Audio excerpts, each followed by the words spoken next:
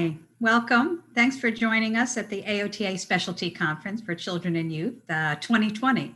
A little bit different this year, but it'll be fun and we'll get through it. So my session this morning is the sensory processing measure. And it's the sensory processing measure second edition. So some of you may be familiar with the first edition, and we'll walk you through the differences. And if you're not familiar with it, I'll try to backtrack a little bit to give you some key features.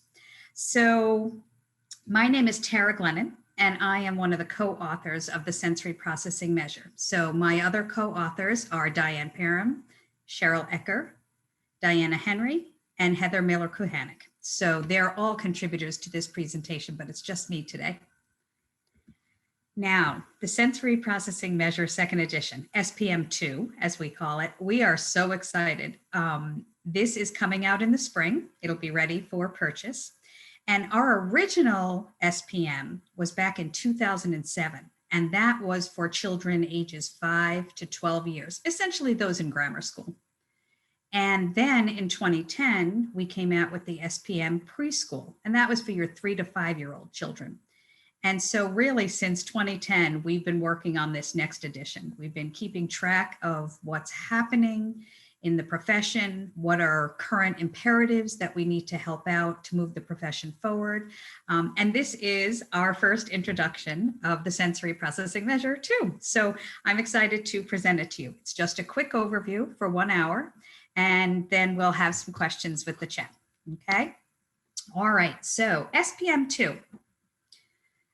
I want to talk to you first about age ranges, and then I'm going to talk to you about the forms. So our age ranges now are from infant through adulthood. So literally we have 20 different forms, and how you use those forms will inform your practice and the current sort of clinical situation that you're in with a child or a family. So there are 20 forms, and I'm going to run through those because they're reorganized from the first edition to help with clinical ease and management of the data. And then we also changed some of the acronyms. So I'll give you an example. On the first edition, we have a motor planning section, and we called it PLA.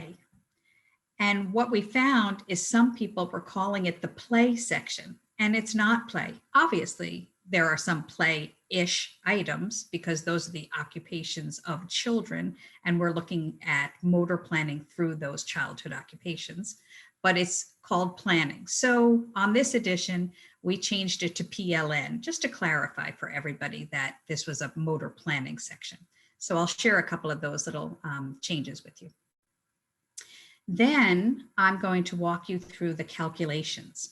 So those of you who are familiar with the original SPM, it's the score sheet, and you rip off the summary sheet and you hold on to that, and you give the parent or the caregiver or the teacher their form.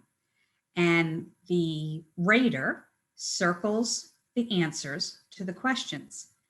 And then when you tear the paper, the perforation off and open it, the circles from the rater's answers superimpose onto the scores.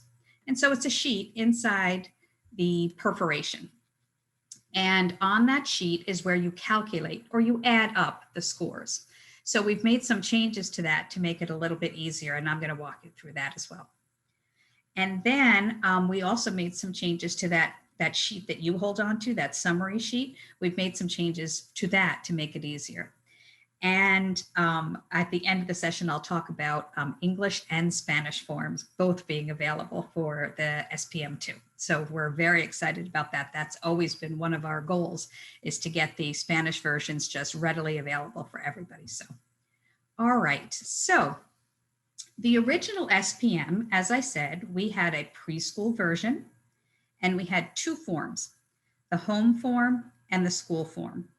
And this was great because then we had something called the difference form. It's a differential number. So we were able to compare how the child was performing in school in their preschool classroom and how the child was performing at home to see if the environment sort of contributed to how the child was functioning in those different spaces. So we've always had that one. And we've always had that school age one, but we did change the name. The school age one, the original SPM, is now called child. So that's your 5 to 12-year-olds. And we had to do that because we now have an adolescent, sort of teenage group, and they still all go to school. So they need their own categories. So we changed the previously called school age to now child 5 to 12. Okay. And as before, we have a home form and we have a school form. And then those of you who are familiar with the original, you know that we also have 6 different school environments. And those sheets look at the child's performance in art, in music, how does the child perform in PE or on the playground at recess, how do they perform in the cafeteria, and how do they function on the bus. So those are some 6 other forms that are part of the original SPM and have been continued. So they're still there. All right. So let me talk to you about the new forms because there's some thought behind it that I want to share and there's some intricacies. So infant toddler, we are thrilled about this new age range. And this was hard because we have 2 forms. So we start at age 4 months. 4 to 9 months is our infant form and 10 months to 30 months is our toddler form. So now, obviously, children in the infant toddler range function differently at 4 months and 30 months. So they're literally 2 different forms. Items that are congruent between those age groups, we kept. Items that were different or functions that were different, we have on the different forms. So we have an infant form and a toddler form.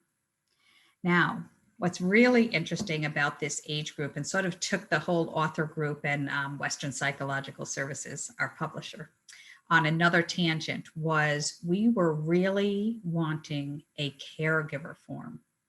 Think about it. In the federally funded program for birth to 3 early intervention services, you are servicing the family, right? So we're trying not to be so child specific. It is an individual family service plan.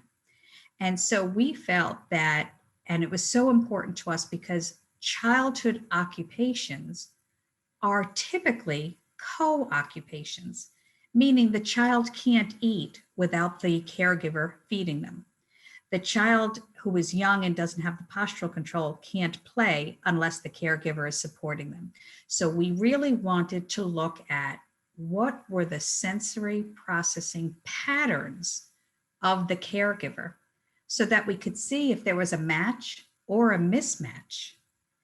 And looking at those sensory processing patterns and their motor planning abilities and their social participation skills would allow the occupational therapy practitioner to really function for the family as opposed to just the identified child. So we love that we have a caregiver form.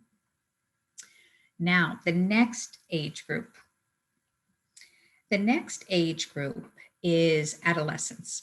And, you know, there are specific issues related to that age group. So yes, we have a home form and we have a school form. And traditionally that they might be filled out with a parent or another adult in the home or the teacher in the school environment. But we also have a self-report, right? If you think about adolescents and even those with an IEP, they're supposed to be involved in their planning process. They're supposed to contribute. If we're truly being client-centered, then they need to contribute to the discussion. And so we have a self-report. So yes, you can compare how the teacher rated the child, the adolescent, and how the adolescent rated him or herself. But we also then decided to do a driving form because this age range, driving is important. That's a big occupation in an adolescent's life. Now, let me be clear, this is not a driving evaluation. Rather, it is our sensory processing difficulties interfering with the driving process. So all of the items are related to the same sensory systems in every other form. They're looking at, so for example, can I judge oncoming traffic when I'm taking a left-hand turn? Can I recognize or visually locate the signs on the side of the road to help me drive? So the driving form is a shortened form, just like all the other environments, but it is only focused on the sensory processing that contributes to, as a facilitator, or is a barrier to productive driving. Okay, so the adolescent range: home form, school form, self-report form, and a driving form. Now, the other thing, and this was not in our original plan years ago, but it became very apparent that it needed to be. So we now have an adult form, an adult age range. And it's very interesting. It has taken off in different directions. But for example, there is a self-report. I'm reporting on myself. There is a rater form, another adult person providing ratings for your performance in sensory skills and motor planning and social participation. And this has taken off, and we've been doing some case studies, and this has taken off in a different direction for us. So I want to just chat about this for a moment. When we're talking about individuals who had sensory processing and sensory integrative difficulties as children, we're really beginning to acknowledge and try to support those individuals as they transition into adulthood. We know that this area has been lacking. So if you're talking about an adult who's had challenges over the years, maybe had been identified or not until they've been an adult, but if you're talking about their relationships with other people, it is so important for the two people who are interacting in some sort of relationship, whether it's a partnership, whether it's a marriage, whether it's an adult child in their parents' home, any two adults. It's really interesting to see how each of those two adults perceive the other person. So we have some case studies that we've been doing. For example, John might rate himself. Mary, his partner, rates John, and the two of them compare how they each view John's sensory processing patterns. Okay, but then Mary can do a form on herself, and John can do a form on Mary. So then, while Mary may not be the person who is quote unquote having the difficulties, each person's ability to see how Mary's sensory patterns match or don't match with John's sensory patterns is important if you're going to help support that dynamic relationship. So the adult form we have. Now, here was another case study that came up for us. Teens, all right, they have a home form that perhaps the parent fills out on them, and they have a self-report form. Okay, but we've been getting some feedback in the profession about teens and their interactions with the other adults in their home environment, for example. And so you may, as the occupational therapy practitioner, provide the parent with an adult form. So then once the adult has filled out their form and the teen has self-reported on their form, you can talk about how that is a match or a mismatch. So prime example, what if you have a parent who is auditorily defensive, doesn't like noise, bothers them, okay, gets them distressed? But what if you have a teen who auditorily is sensory seeking and blasts the music in their household? That's a mismatch. So those two individuals understanding how each other process sensory information and make some accommodations within their home is an important strategy for the occupational therapy practitioner to figure out. So that's just an easy example of an adult parent with a teen child in the home.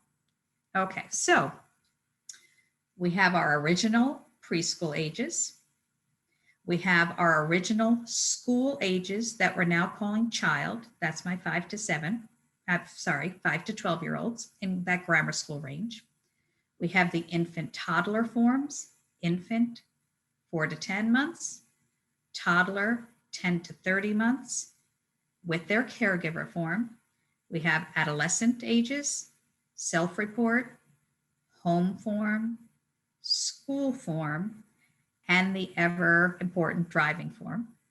Then we have an adult age range, self-report, and another adult rater. And the adults, of course, can use the driving form as well. Okay, so 20 forms altogether. That's a lot of forms, but depending on your combination and depending on the professional situation that you find yourself in, that we think that would be helpful. So a few other changes that I just want to highlight for you. On the original SPM, those of you who are familiar, we had 5 sensory systems that had their own scaled score where you could get a T-score and a percentile rank. Vision, hearing, touch, body, aka proprioception, movement, aka vestibular. And on the original form, taste and smell didn't statistically hold up to have its own scaled score where you could get a T-score and a percentile rank. And so it was added to it to help you understand and contribute to the total sensory score. But it didn't have its own scaled score, and that really bothered us. But statistically, we couldn't give it its own scale in the original version. But feeding and mealtime is such a huge occupation. So if you think of the occupational profile that you're doing with a child and their family as part of your initial assessment and your initial evaluation, think about how many times mealtime or feeding skills come up as an identified area of concern in that occupational profile. So we really spent a good amount of time beefing up the taste and smell section. And yay, it is robust enough statistically to have its own scaled score. So now we have 6 sensory systems, each having their own scaled score, where you get your T-score and your percentile rank. Okay, so vision, hearing, touch, body, movement, and taste and smell. So a new standard sensory score for you. You also made a change. Let me talk to you about this. On the original SPM, we had practitioners tally up all of the sensory items, all the sensory scores, and that we labeled the TOT for total. What accidentally happened was practitioners were adding all of the scores, including motor planning and including social participation, and coming up with a total. They incorrectly, or we actually probably labeled it wrong, not very descriptively, but they were adding that sensory total wrong. And it sort of threw off the results. And we used to get emails from practitioners saying, this doesn't make sense. Can you walk me through this? So we changed the name of it to sensory total. Okay, so that means you would tally up all of the sensory systems and get a sensory total called ST. All right, so you'll have a standard score for ST. Then, as I said before, we changed the name for planning to PLN, the acronym. So we have a motor planning section, and we still have the SOC, SOC, for social participation. So everything that was on the original SPM is still there with the addition of a scaled score for taste and smell. And we just changed some of the acronyms. So sensory total is now ST, and planning for motor planning is now PLN.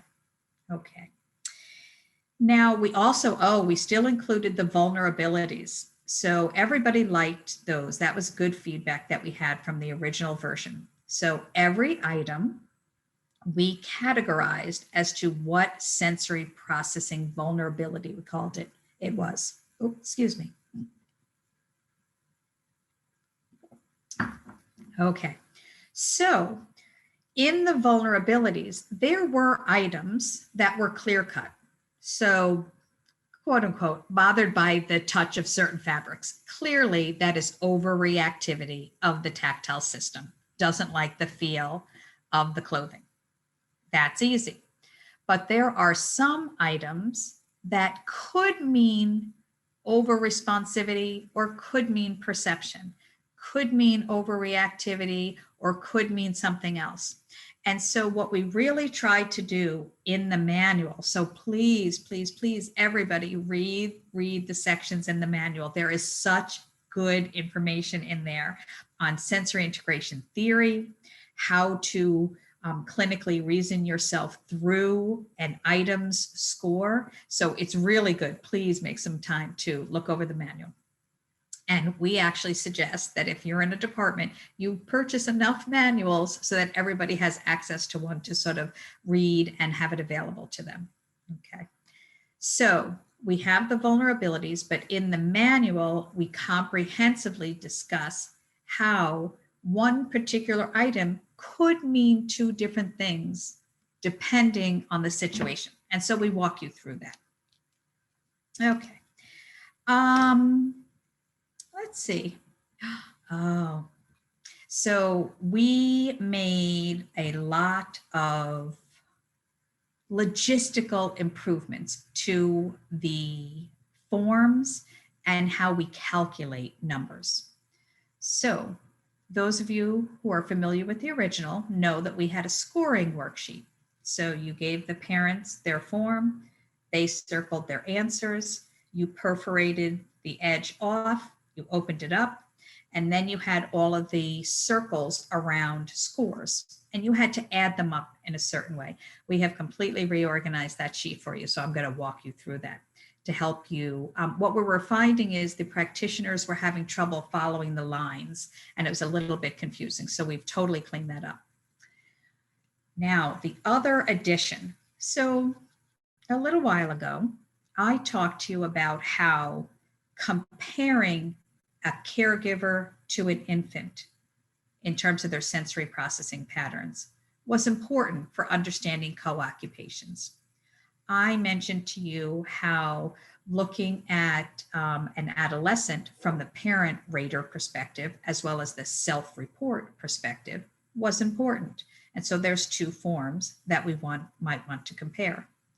We also talked to you about the adult forms. So looking at the adult compared to another adult if they're in a relationship, or looking at the adult compared to a child and their different sensory processing patterns.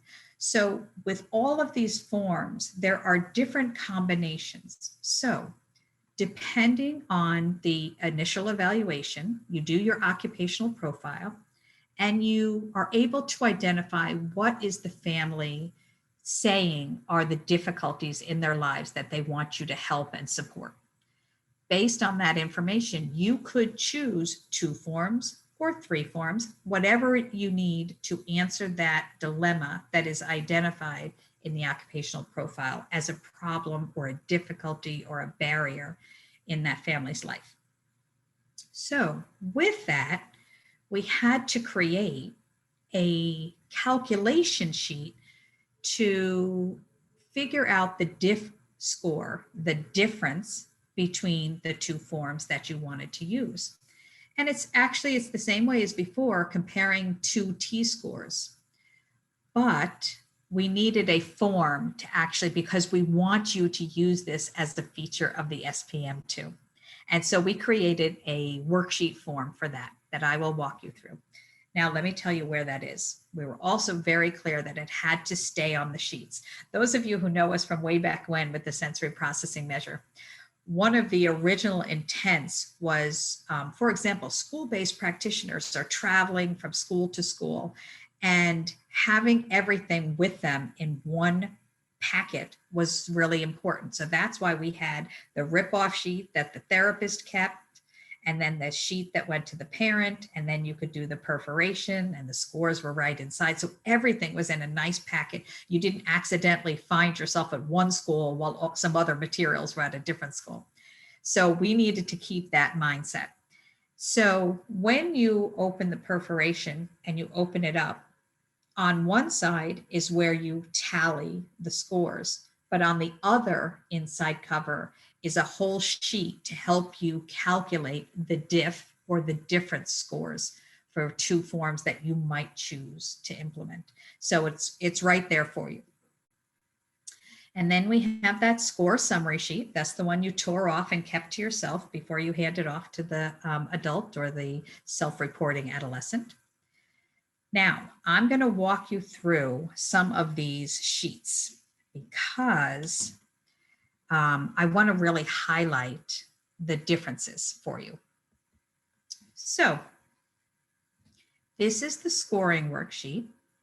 So this is the one that when you pull the perforation off and you open it up was inside. And I want to point out some of the changes that we have made. First change. I don't know why we didn't do this on the first one. It was silly on our part and really, quite honestly, an oversight. But on the scoring worksheet, you need to have the child's name. Yes, it was on the front sheet. And yes, if you flipped everything over, it was on the other side.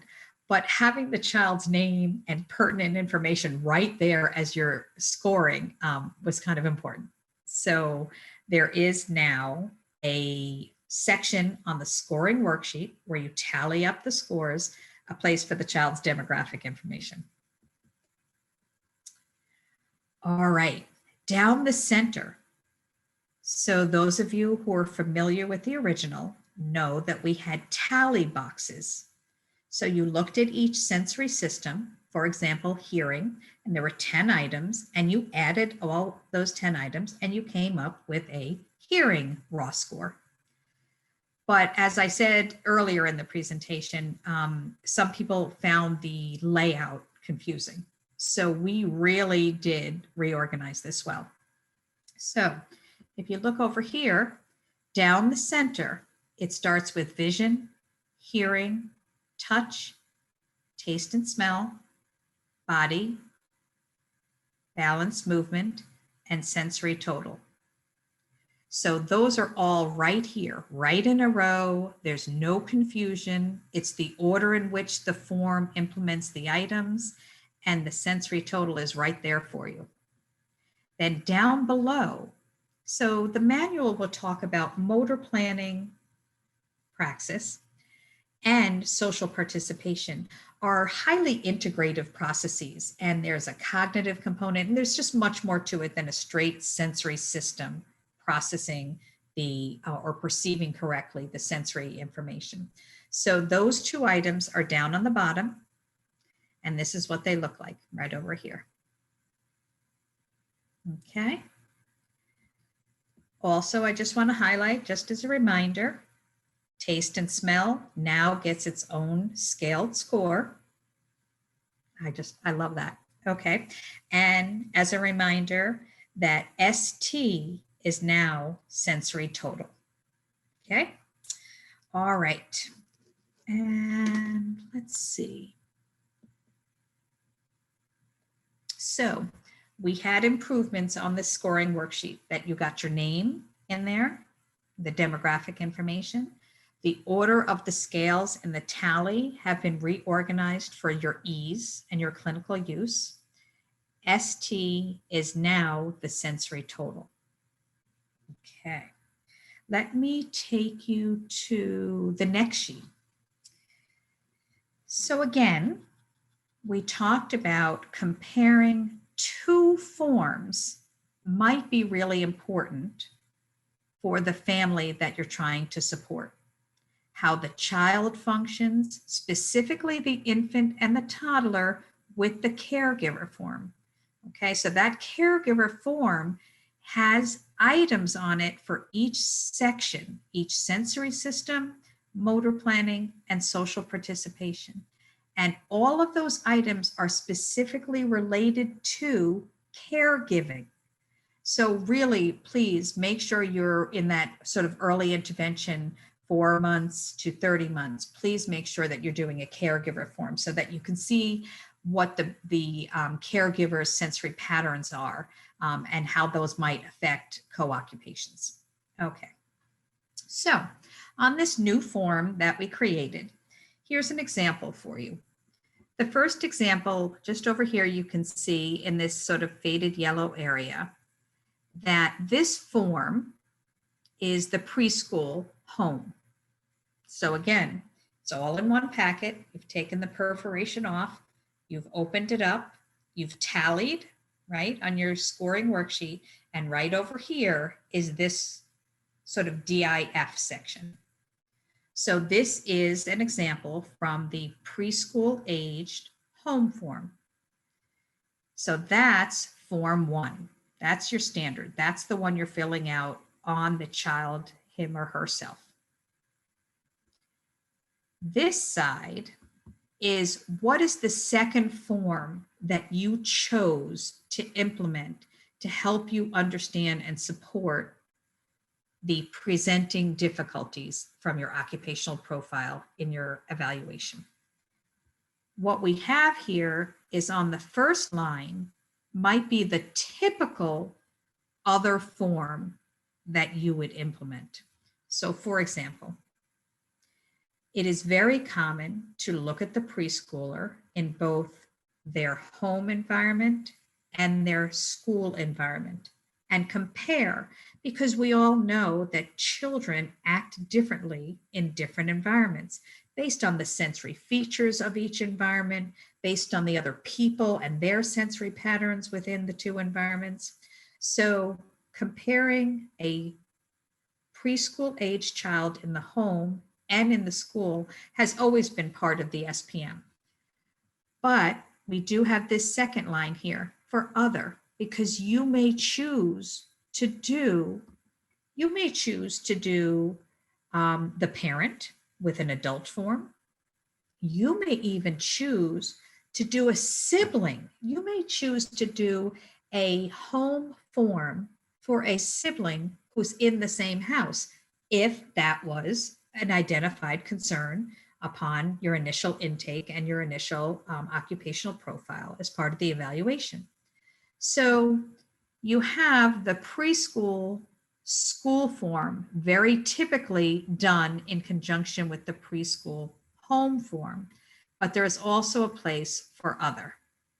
Okay, now when you come down to the bottom here, oh, I think I have a little bit of a better, no, I'm going to do it on here. Okay.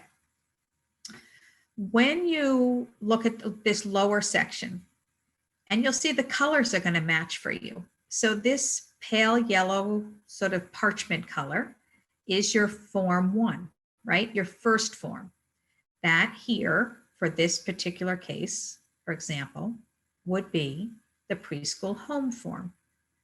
And then on the next line, this color correlates to the color above, and it is what is the second form that you have implemented. Right now, based on those forms that you implemented, you're going to put down here, what are the T-scores? So what are the T-scores for the child on the primary form or the first form that you did? And what are the T-scores for either that child in a different environment or the parent in the same environment or a sibling in the same environment? And then when you put in all your T-scores for your form 1 and your form 2, you then just simply subtract. And you'll get what is a DIF score. How different are those two scores on that scaled score or on that scaled section? So if the difference is between 0 and 9, then that's typical. That's fine. There's no difference. Now, I just want to point out here, if you come up with a 5, The 5 could be positive or negative, depending on whose scores were high or low. We don't really care about the positive or the negative. We call it the absolute value. So we're just interested in the number 5. Doesn't matter if it's positive or negative. It's just what is the difference between those two scores, those two T-scores. All right, so if it's between 0 and 9, there's no difference between those two T-scores. If you're 10 to 14, there's a probable difference. If you're greater than or equal to 15, there's a definite difference. So let's take that example a little bit further. Suppose we did the preschool home, and then we did that same child in the preschool school, and we came up with a different score. That would then be able to tell us, is there a difference between the child, that little preschooler? Is there a difference in that preschooler's performance? And I can look at every scaled score. So I could look at, is there a difference between their touch performance at home and school? Is there a difference between their visual performance at home and school? Is there a difference between the sensory total from home to school? Is there a difference in their motor planning from home to school? Is there a difference between their social participation between home and school? So because everything, all of those scaled scores convert to a T-score, you can then compare those two T-scores. And again, 0 to 9 means there's no difference. Okay. 10 to 14 means there's a probable difference in performance in those two, in sensory processing performance in those two environments or between those two people. And greater than or equal to 15 means there's a definite difference. And that's something you can factor in for yourself. All right, so I want to just talk about this just a little bit more because really being able to use the DIF score is so valuable. And I want to give you a couple of examples of where you could use that. So I could look at the same client by multiple raters. So let's, for example, say we have a child. That child is 7. That child gets a home form.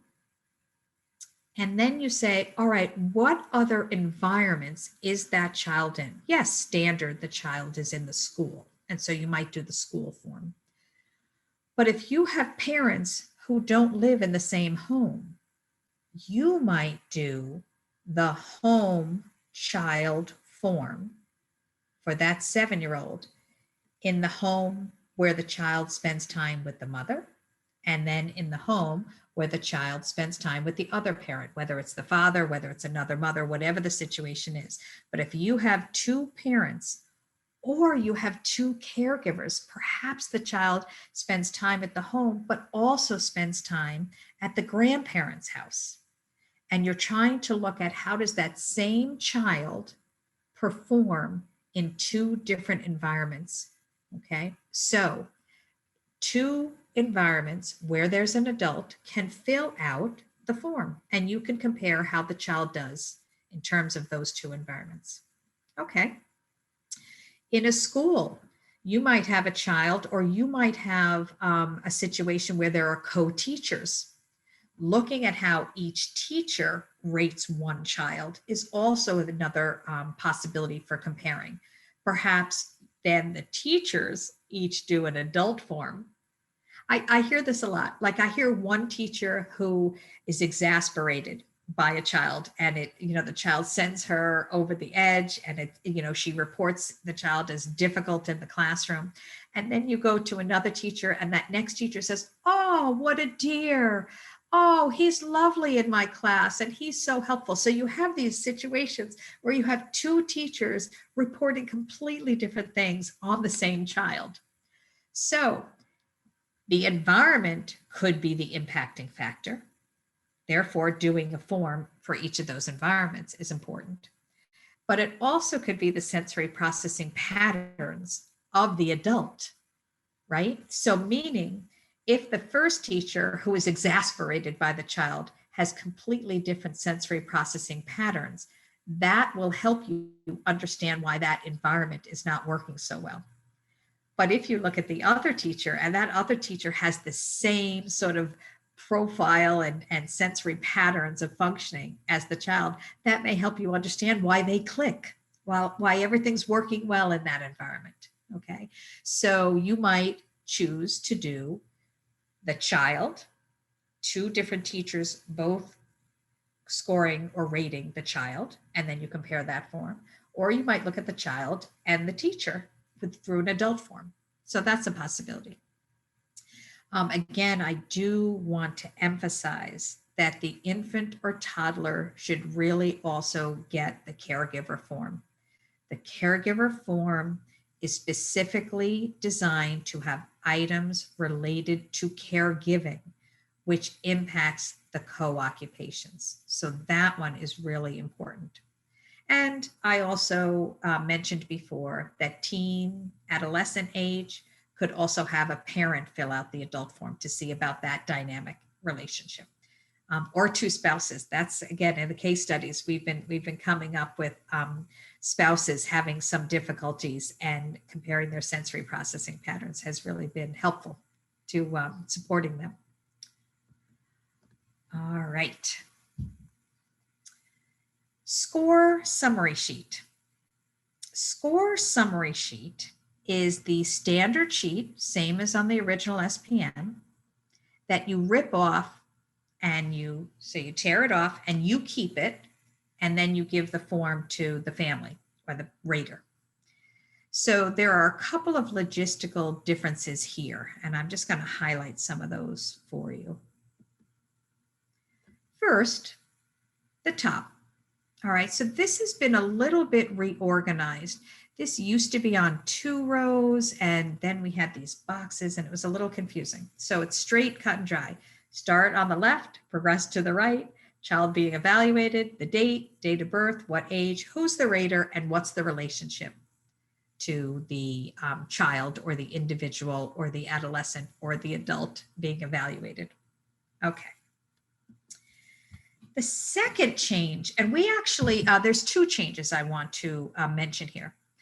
We really felt it was important that people would be able to use this summary sheet as a visual graphic of the child or the individual's sensory processing scaled scores.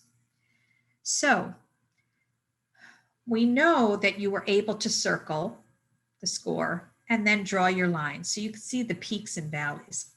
But then on the old form, you had to go to the bottom to find out what level of difficulty what that was. So right here on the edge now, on both edges, as a matter of fact, we have put in another row sort of down the side there that helps you quickly identify graphically, visually, when you're showing this summary score sheet to families or teachers.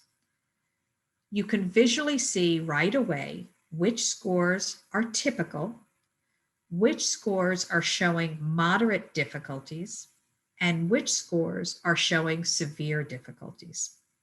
Okay, so that becomes very apparent very easily for all to view.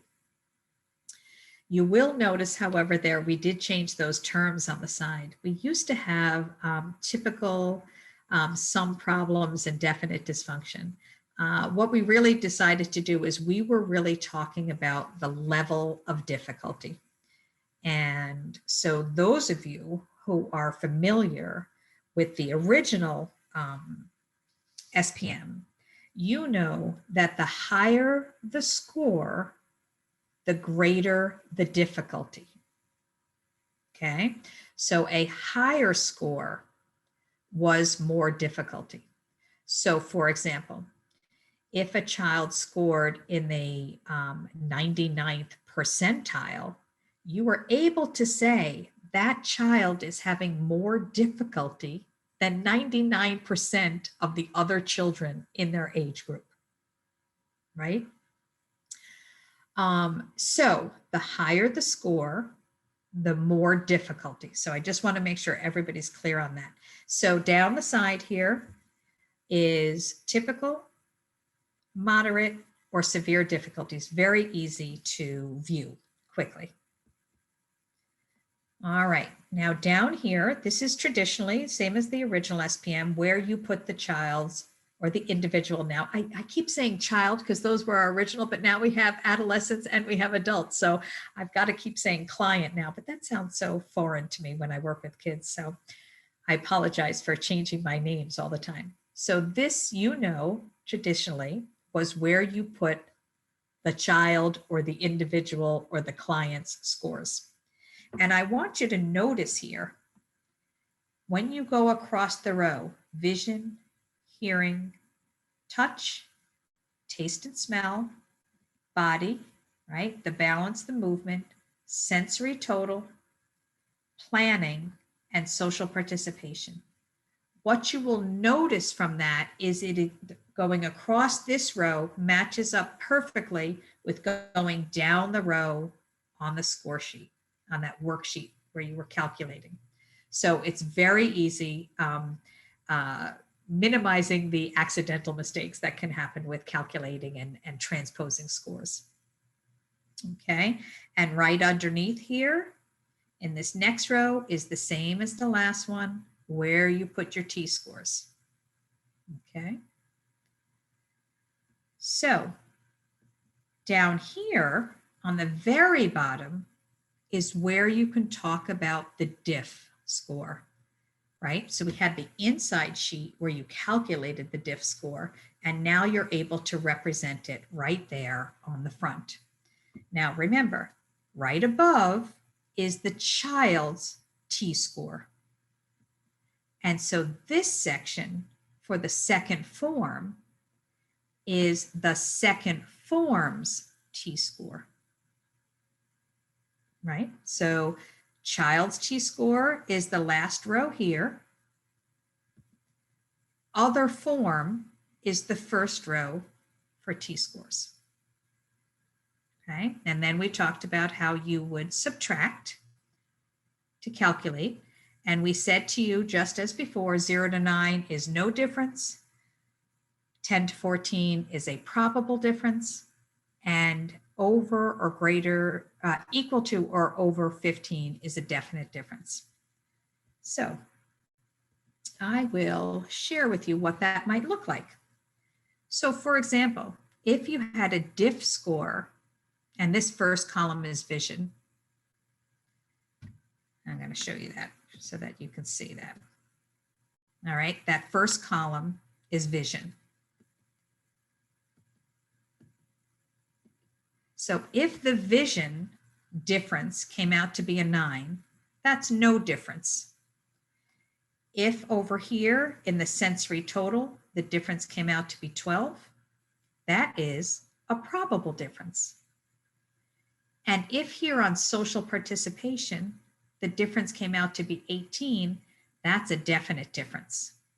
Okay, so that gives you your clinical information about how the child might be performing between two environments, how do two different raters view the same child, or how the child and the adult compare. So that gives you the information right there on that summary score sheet. Okay, that was very important for us. Everything right there. Okay. Now, I just want to spend a moment because we've been hearing that people actually don't know about the product called Quick Tips. And Quick Tips was designed originally by Diane Parham, right? She had that brilliant idea early on that therapists, once they were able to identify which item the child was having difficulty with, we now should be providing occupational therapy practitioners suggestions, or what she calls quick tips, on what you could do for that child. So Diana originally did SPM quick tips for the preschool age and the child age. That's that school age 5 to 12-year-old group.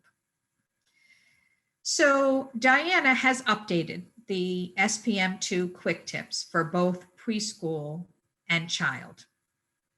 And then the adolescent is currently being worked on. We just don't have a publication date for that yet, and as well as the adult. But we were able to get the infant and toddler quick tips done. So the quick tips for preschool and child were updated by Diana. Cheryl Ecker and myself took on the responsibility for doing the quick tips with the infants and the toddlers. So I'd like to just chat about that one just because it's a new feature of the SPM2. And we really took a lot of time to think about what is the real life situation of a therapist in early intervention, right? So we have that federal program that supports providing services through ages birth through 3. And in that environment, the philosophy is different, right? So one, we talked about, you have to look at the caregiver for the co-occupations. But the other thing that we realized was different in this age group was that practitioners easily were out on their own, right? Everybody was driving from home to home. And the ability to be back in a staff room with your other therapy practitioners was harder and harder and less frequent. So on the preschool and the child ages, right? Preschool teams meet all the time. Early childhood education teams in that sort of elementary age, they meet all the time, and everybody's in the same building. So you get a lot of collaboration happening naturally. But we were concerned about the therapist who focuses on early intervention and goes from home to home, that they were out on their own. So what we tried to do with the infant toddler quick tips was almost be your co-therapist, create items and suggestions that one could just be handed off to the parent, right? That's fine. But 2, how could we help the practitioner who was out sitting in their car, sort of tallying up scores? How could we help that practitioner sort of clinically reason their way through what those items could mean? So the infant toddler quick tips is new, and it's chock full. I mean, it is like, yeah, we have like, some of the items have like 20 suggestions that we want practitioners to think about. So I want to talk to you, or walk you through just sort of a sampling, just so you can get an idea. So quick tips 2, right? The SPM2 for the quick tips. And I'm going to give you an example of the infant toddler. So that's the newer one. This is the one that was created by Cheryl, Ecker, and myself. Okay. And so we were trying to think of what are the barriers or the stumbling blocks or the difficulties for OT practitioners working in that genre, in that domain. And so I'll give you just a couple of examples here.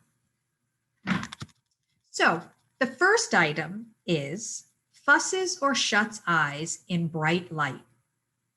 So let's say that the adult rating that toddler says, oh, all the time, right? Oh, all the time, high score, right? So you know, as a practitioner, that fusses or shuts eyes in bright light is defensive, overreactive, right? So that is causing distress to the child. The child might be going into fight or flight. The child might be sort of hyper alert. The toddler might be fussy in the bright light. So we wanted to give you sort of the clinical reasoning things to think through. So the first one, or actually these aren't in order, I just plucked a couple as examples. There are about 20 suggestions for this one item in the infant toddler quick tips.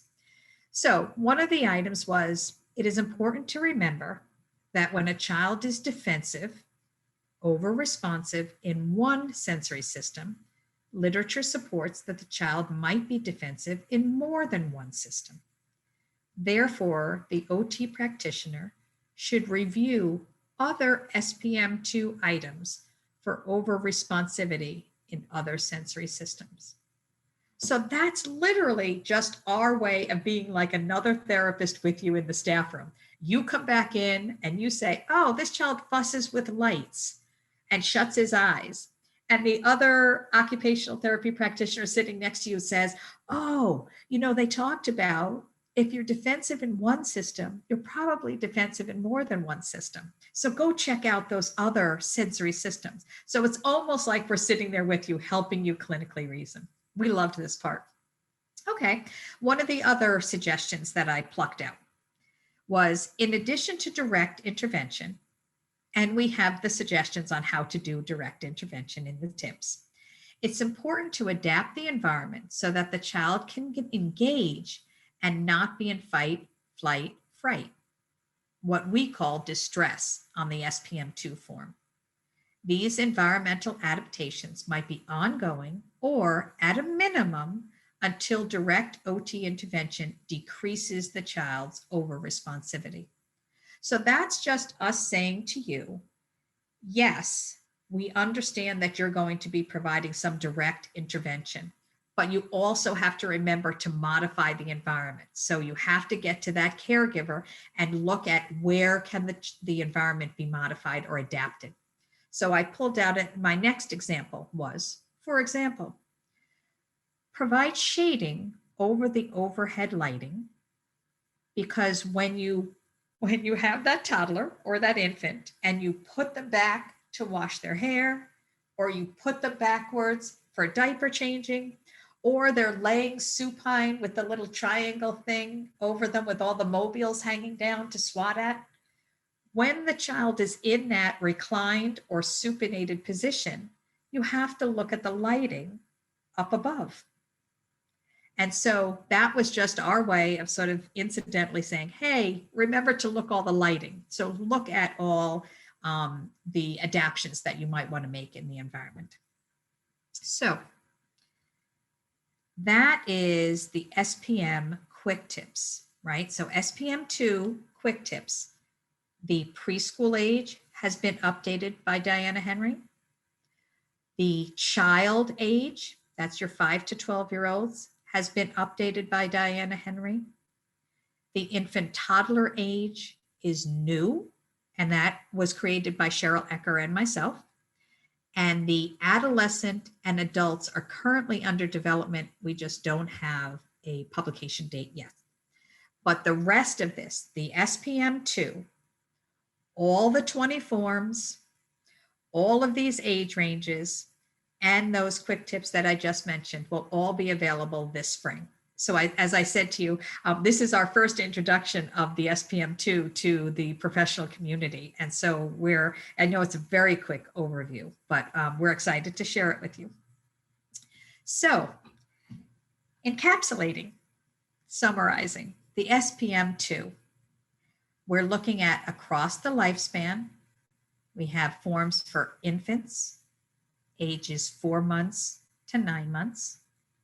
Toddlers have a form, ages 10 months through 30 months. Preschoolers have a form. Okay. Child has a form. Those are your children ages 5 to 12 years, essentially those grammar school kids.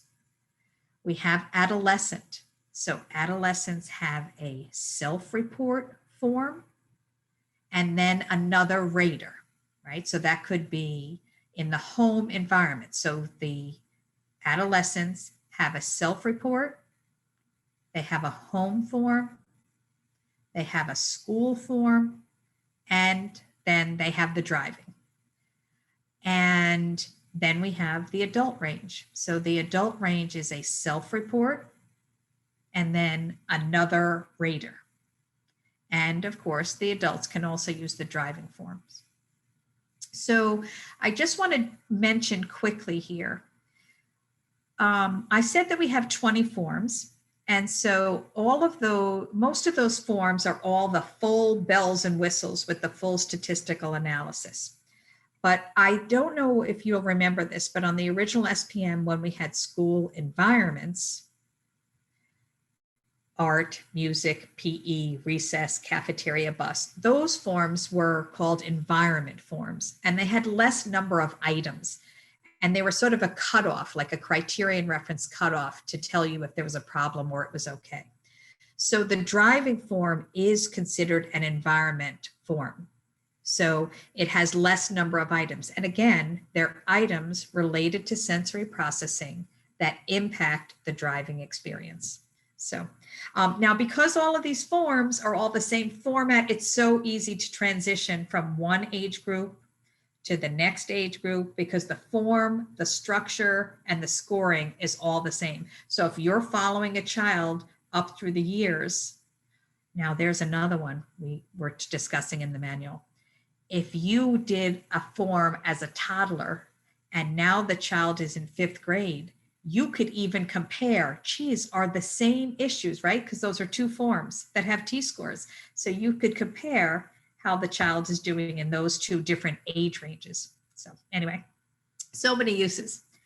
And then the language. So we do have the language Spanish. Every form is also in Spanish.